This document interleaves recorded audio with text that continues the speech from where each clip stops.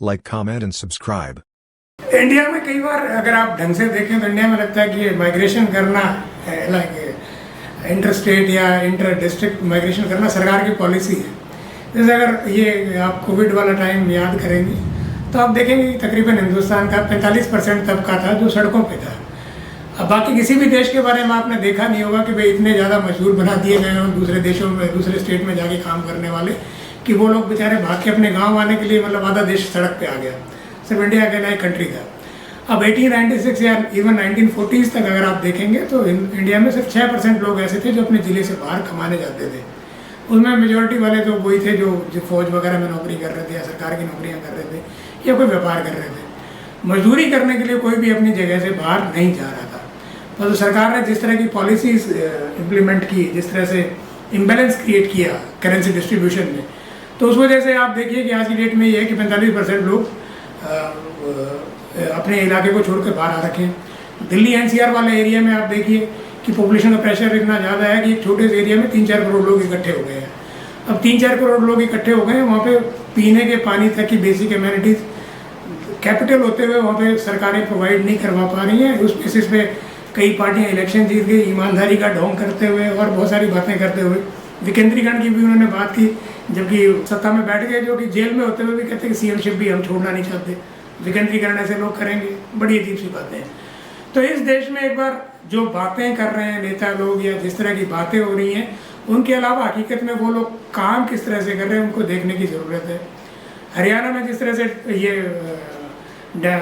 Bonafide जो certificate issue करते हैं उसकी पॉलिसीज़ लागू की हुई हैं कि 5 साल में ही कोई आएगा तो उसको आप बोनाफाइड डॉक्यूमेंट इशू कर देंगे, मूल निवासी प्रमाण पत्र, उसके बाद में वो वहाँ की सीटें सरकारी नौकरी खाने के लिए एलिजिबल हो जाएगा। कि आप तो आप बोलने के आपके लिए आसान भी हो जाएगा कि हम तो भाई या लोकल लोगों को नौकरियाँ दे रहे हैं, हरियाणा के बोनाफाइड लोग इतने ज़्यादा हैं।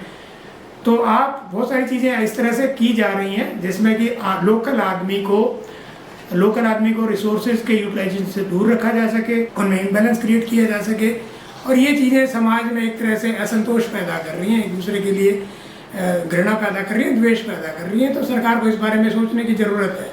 सरकार के पास बहुत सारे मॉडल्स हैं। तो भाई आप बाकी यूनाइटेड स्टेट्स को देख लीजिए, यूके को देख लीजिए, आपके पास बहुत सारे कंट्रीज़ हैं ऐसे मॉडल हैं।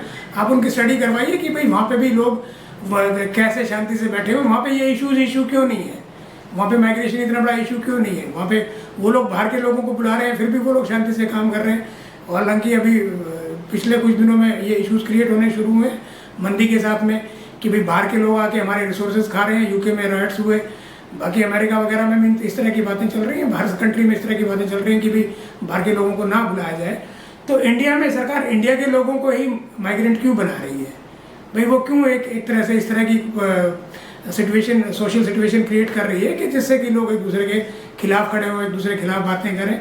तो सरकार को इस मामले में पॉलिसीज़ के बारे में सोचने की ज़रूरत है कि कैसे इस माइग्रेशन को रोका जा सके, कैसे डिस्ट्रीब्यूशन ऑफ वेल्थ को प्रॉपर किया जा सके ताकि सब इलाके बराबर तरक्की करें। जैसे रेल रोड्स आपने बना दिए हैं, इससे लोगों का आना जाना आसान हुआ है।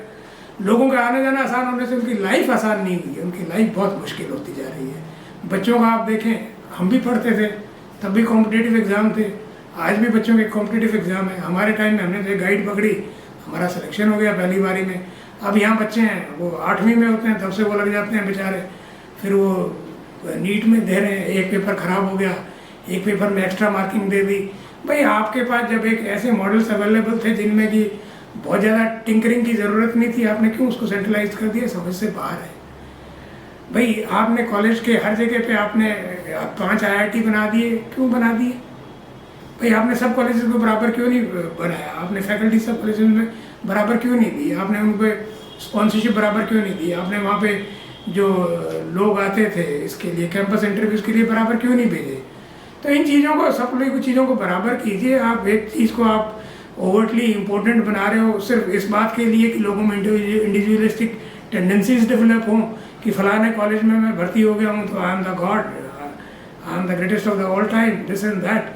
तो इन चीज़ों को थोड़ा देखने की ज़रूरत है। ये सिर्फ ये जो इंडिविजुअलिस्टिक टेंडेंसीज बनाने के लिए जो आपने नंबर 1 नंबर 2 की जो कंसेप्ट चलाया हुआ है, बेसिकली माइग्रेशन के पीछे यही जिम्मेदार है। तो सरकार को चाहिए कि भाई तकरीबन सभी कॉलेजेस की, सभी यूनिवर्सिटीज़ की एक जैसी रैंकिंग हो, एक जैसी पोजीशन हो। इस बात पे एफर्ट किए जाने चाहिए, एक जैसे एजुकेशन सिस्टम को डिलीवर करें, ताकि लोगों में ये भाग दौड़ खत्म हो कि भाई हमें सिर्फ उसी कॉलेज में एडमिशन लेना है या उसी जगह जाके पैसे कमाने हैं। बॉम्बे में पैसा ज़्यादा है, हमें बॉम्बे जाके कमाना है, दिल्ली में पैसा ज़्यादा है, हमें दिल्ली जाके पैसा कमाना है, या जयपुर में पैसा ज़्यादा है, जयपुर जाके पैसा कमाना है। तो इस पर थोड़ा सा विचार करने की हमें ज़रूरत है।